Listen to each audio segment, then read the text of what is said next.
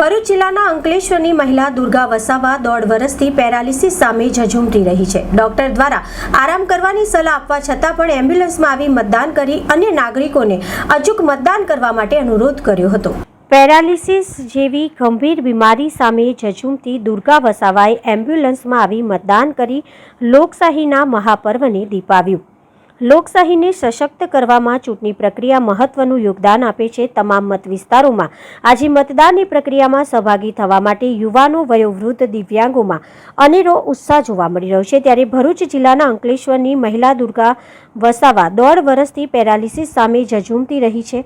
Doctor દ્વારા આરામ કરવાની સલાહ આપવા છતાં લોકશાહીના અવસરમાં ભાગીદાર થવા એમ્બ્યુલન્સમાં આવી મતદાન કર્યું હતું અને અન્ય નાગરિકોને અચૂક મતદાન કરવા માટે અનુરોધ કર્યો હતો. ગરબેન સુરેશભાઈ વસાવા છે. હું વોટિંગ કરવા વાલિયા જાઉં છું.